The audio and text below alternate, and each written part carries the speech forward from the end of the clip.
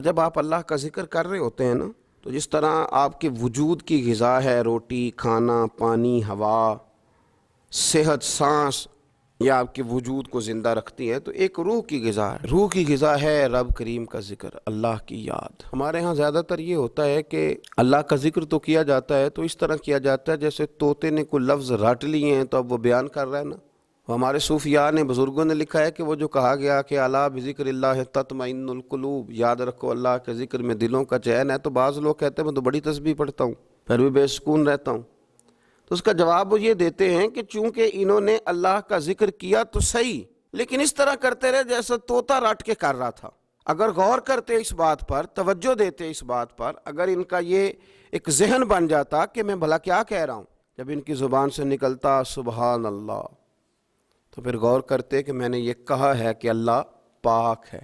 اللہ پاک۔ اب یہ چیز جب ان کے ذہن کے اندر، ان کے دماغ سے، ان کی روح سے ٹکرائے گی، تو جب انہوں نے کہا کہ میرا رب پاک ہے، سبحان اللہ عما یشرکون، وہ پاک ہے ان چیزوں سے جن سے لوگ اس کے ساتھ شرک کرتے ہیں،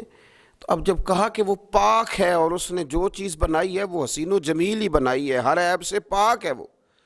اس نے ہر چیز بہترین نقش و نگار کے ساتھ بنائی ہے، تو بتائیے کہ جب یہ سبحان اللہ کا معنی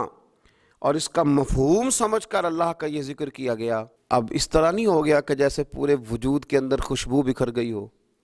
اب یوں نہیں محسوس ہو گیا کہ جیسے بالکل ساری طبیعت ٹھنڈی اور پھولوں کی طرح ہو گئی، اب ایسے نہیں محسوس ہو گیا کہ جیسے اللہ نے کوئی قوت، طاقت اور روحانیت عطا کر دی۔ اور پھر جب کسی شخص نے کہا کہ الحمدللہ،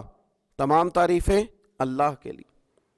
تو اب آپ اندازہ فرما لینا کہ وہ کتنا عظیم اور کتنا بڑا مالک ہے کہ کہا جا رہا ہے کہ میں کسی کی کوئی جھوٹی تعریف نہیں کروں گا، مجھ سے کسی کی خوشامد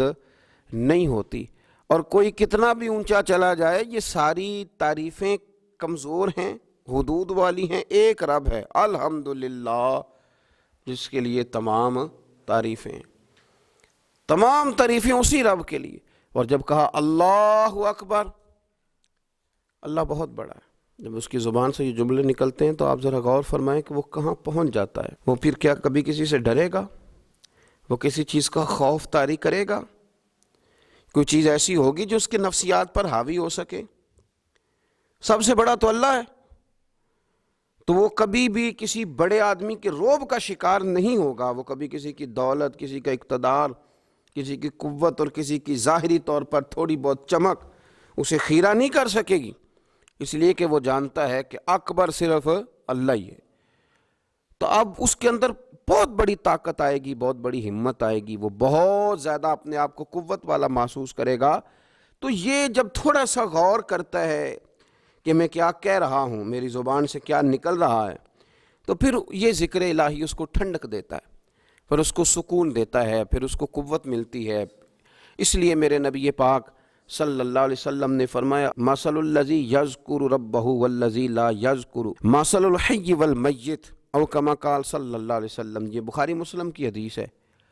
نبی پاک صلی اللہ علیہ وسلم نے فرمایا اس کی مثال جو رب کا ذکر کرے اور اس کی مثال جو اللہ کا ذکر نہ کرے، مثل الحی والمیت، ان لوگوں کی مثال کی طرح ہے جو زندہ اور مردہ ہوتے ہیں۔ وہ ذکر کرنے والا زندہ ہے، ذکر کرنے والا زندہ ہے، اور ذکر نہ کرنے والا ہواؤں میں اڑ رہا ہے، کروڑوں روپے اس کی جیب میں پڑے ہوئے ہیں، لاکھوں کا سرمایہ ہے، بہت سارے لوگ جانتے ہیں، وہ محسوس کرتا ہے کہ بڑا جانا پہچانا جاتا ہوں، بڑا سمجھا سکھایا جاتا ہوں، بڑے لوگ میرے نام سے آگاہ ہیں، شعوری طور پر میں ایک بڑا آدمی ہوں، لیکن ہے مردہ، اس لیے کہ زندگی تو زندہ دلی کا نام ہے۔ مردہ دل کیا خاک جیا کرتے ہیں، زندہ وہ ہے جس کا مصلی آباد ہے، زندہ وہ ہے جس کی زبان اللہ کو یاد کرتی، زندہ وہ ہے جس کا کبھی کبھی دل کرتا ہے کہ آج قرآن شریف کھول لوں، زندہ تو وہ ہے جس کی طبیعت چاہتی ہے کہ یار آج لاؤ نا تسبیح، تھوڑا سا درود و سلام اپنے محبوب پہ پڑھوں، زندہ تو وہ ہے جو کبھی کبھی اس کی یاد میں محو ہو، اکیلے بیٹھا بھی ہو تو پھر بھی اس کی زبان پہ ذکر اور آنکھوں میں آنسو جاری ہو جاتے، جس کو یاد کر کے محو ہو جاتا ہے۔ یاد رکھیں ذکر الہی انسان کو زندہ رکھتا ہے، توانائی دیتا ہے، روحانیت دیتا ہے، اس کو سکون کی دولت دیتا ہے۔ اپنے معاملات کو جب ترتیب دیں تو اذکار کی پابندی کریں۔